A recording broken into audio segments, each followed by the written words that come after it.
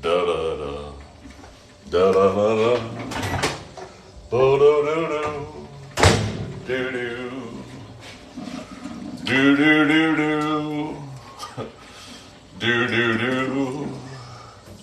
Do do do. Do do. Boo doo doo. Boo doo doo. Boo doo doo. Doo doo. Boo doo doo. Boo doo doo. Ba da doo. Da doo. Da doo. Ba doo doo doo. Looks like a pretty day. I wonder how warm it is outside. I would like to ride my scooter, but I don't know that I will. It's possible, but I doubt it, 'cause I don't have a lot of time to get ready. Hello, Dwayne. Hello, Kim. Hello, Ricky. Hello, Ken. Hello. Hey, there's a Ken out there. I'm sorry to pass over that. Like it's not a big deal. Hello, Tony. Hello, Jody. Hello, Kim again. Hello, Random User. Thank you so much for following the host, sorry, I'm really just getting wakened up. I mean, I woke up long enough for about 2/3 of a pot of coffee to be brewed. And, that takes like 7 minutes. And to go from totally unconscious asleep to this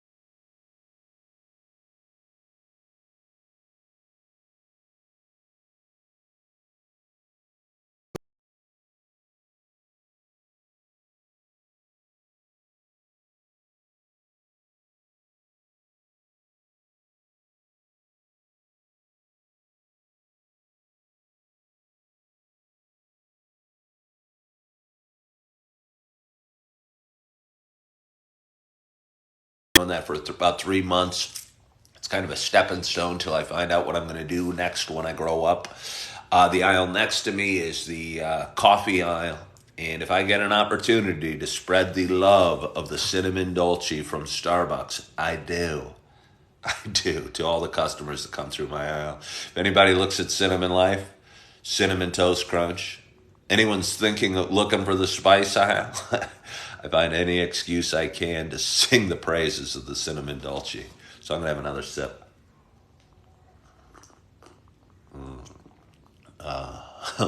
I'm telling you, it's so good. It's a different flavor. I mean, my other favorite coffee would probably be the Sumatra, but again, that's more of a coffee taste. This is more like the king of the hazelnuts and the coconuts and the caramels and the what have you. I mean, to be honest, I have worked a couple times in the coffee aisle, and there's other they make a million varieties of flavored coffees, and not very few. Corey, my marketing manager, talked about cereal with Ken. Oh, I've done cereal with Ken.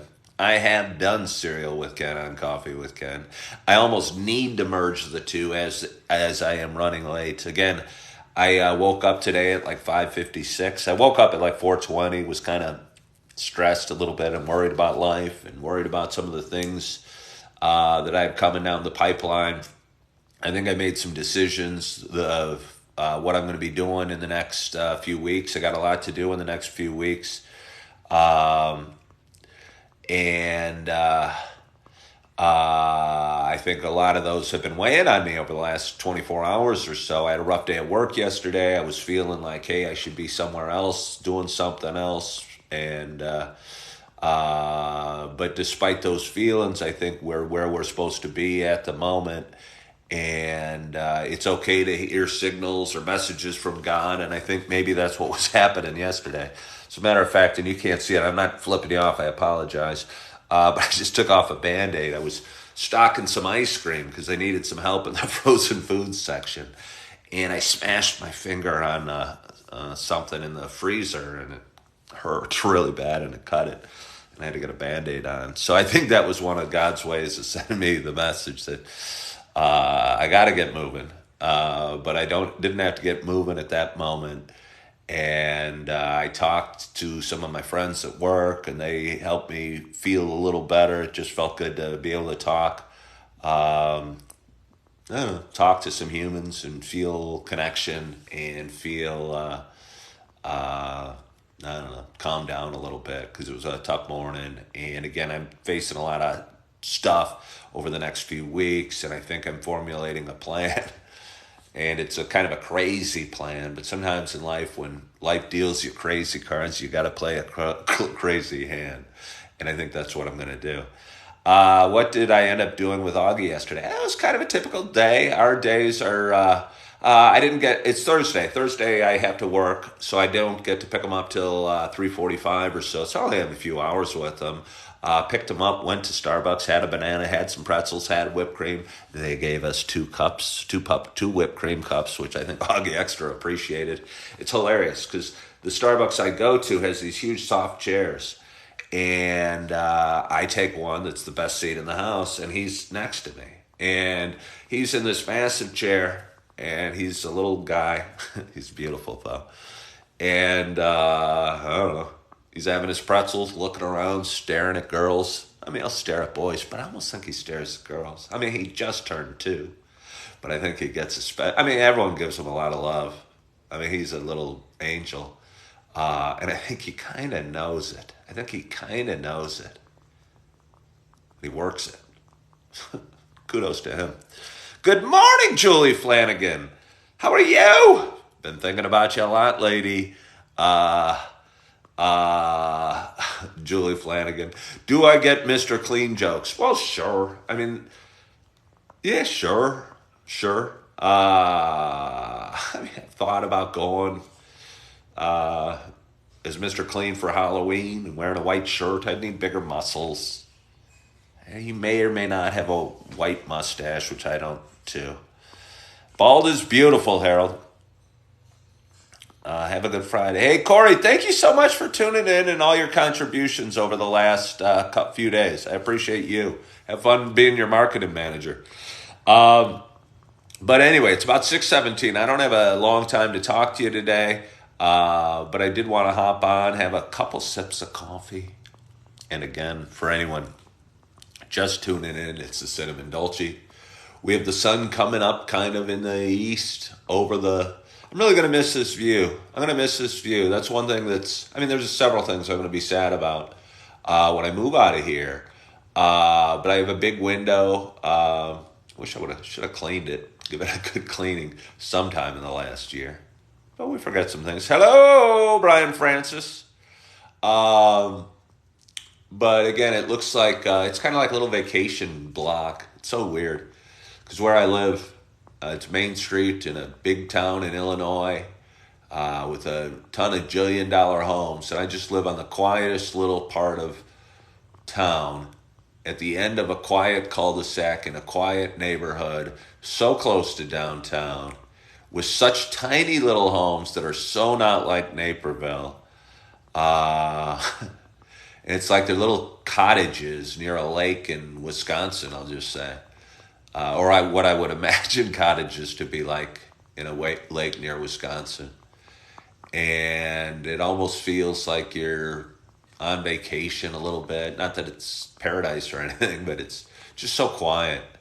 And there's a lot of trees and watching the sunrise over the houses and the seasons change and the leaves change and the snow come down and the snow melt. And the big gnarly bushes that I have in front of my windows. They're one of those evergreen pine bushes. I don't know what kind it is. I'm not a botanist or anything, but I shaved them all down when I first moved in, but they're growing these like long tentacles that are kind of blocking my window a little bit. If I would have owned this house, I would have probably one of the first. I don't know. The first thing it would have been to get rid of those bushes. To get rid of those bushes, they're just overgrown and they're beyond trimming and they're kind of gnarly. I mean, and plant something else nice there, or maybe do a nice little rock garden or I don't know something. Second thing I would have done would have been to either paint or remove the siding. I mean, if I had a budget, there was a lot I would have done. Would have fixed the driveway because the driveway is an embarrassment. I think I was a realtor for 17 years, and I stand by this so strongly that the condition of the driveway tells you the condition of the home. And if I pulled up to a house with some buyers and the driveway looked like crap, I wouldn't even want to show them the house because I know, maybe they have it looking shiny on the inside, but if you looked in the, the basement or the crawl space, it'd be nasty. And I think that's kind of true with where I live. My driveway's a mess. It was asphalt at one time, but it's crumbled all over. And I think this house could use some serious love. But sadly, the neighborhood I live in, that's not the fate of these homes. The fate of these homes is the bulldozer. And torn down and put million change dollar homes all over. It's kind of sad. It's kind of sad. It's kind of sad. Just, it's harder and harder to afford certain places. And it just kind of happened. It was weird. 2 years ago, the average home in Naperville, and again, I was a realtor, I would have said was $400,000. And over the last 2 years, I watched it become $540,000. And I know, depending on where you live, both might sound like a lot, but I just watched the prices of homes go up. And with the price of homes goes the price of rent and goes the price of everything. And personally, my income didn't go up by 25% in the last 2 years. It actually went down, but that's another story for another live. And I don't know, feels weird not to be able to afford this house or this street or this town maybe even, or this state.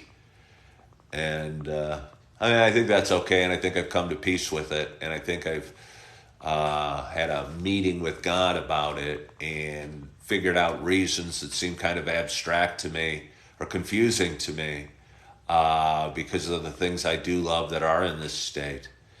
But there's things that I don't think I should be around, honestly, in this state anymore. And it doesn't have to be permanent. And it's not even definite, but I'm fairly confident. And it's given me some solace knowing there's the makings of a plan, even though it's about the craziest plan one could ever conceive. But let's have a little more coffee.